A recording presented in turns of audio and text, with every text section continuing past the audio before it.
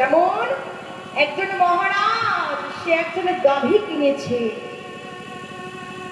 সেই গাভীটি কিনে মনে মনে চিন্তা করছে মহারাজ যে এই গাভীটিকে যে আমি কিনলাম, এই গাভীকে ঘাস খাওয়াবে প্রজারা।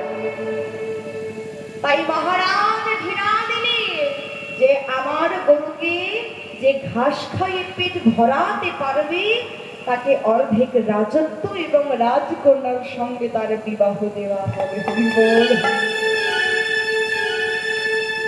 দূর দূরান্ত থেকে প্রজারা আসে, গরুকে মাঠে নিয়ে যায়, নকনকে ঘাস খাওয়ায়। যেই না সন্ধ্যা হয় রাজবাড়িতে এনে গরুকে বেঁধে দেয়। এবার মহারাজ আসে অন্তপুর থেকে নকনকে ঘাস নিয়ে, যেই না গরুর মুখে ধরে, গরুর স্বভাব কি, গরু ঘাসটা খেয়ে নেয়। তার মানে গরুর পেট ভরেনি। নাই গরু হরি বল হরি বল। বাবা গো, গরুর কি কোনোদিনও পেট ভরে বাবা?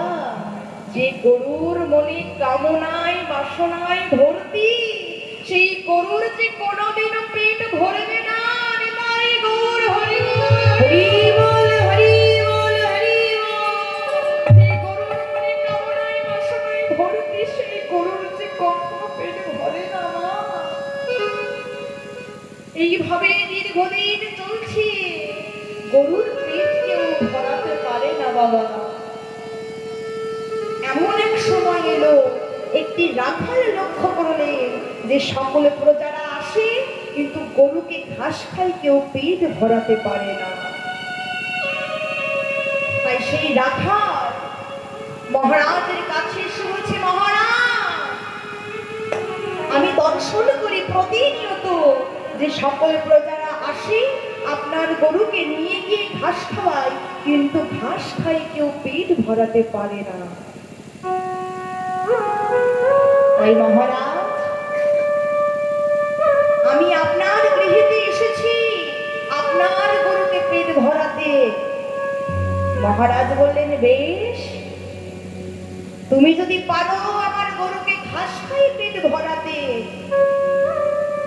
তবে অর্ধেক রাজত্ব এবং আমার রাজকন্যার সঙ্গে তোমার বিবাহ দেব।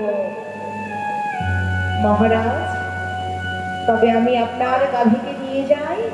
এই বলে সেই রাখাল গরুটিকে নিয়ে আসলেন মাঠে। অন্তঃপুর থেকে মহারাজ যে নকনকে ঘাস আনতেন, সেই ঘাস ধরেছে এক হাতে আর এক হাতে নিয়েছে লাঠি।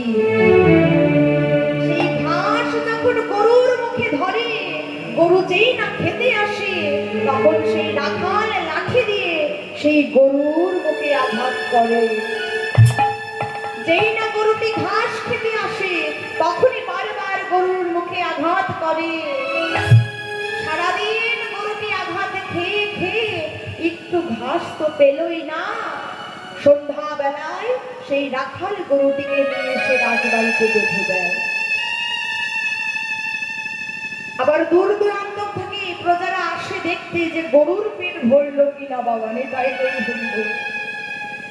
এইবার মহারাজ নকনকে ঘাস এনে যেই না গরুর মুখে ধরে, গরু শুধু মাথা নাড়ায় না, গরু খাবে না।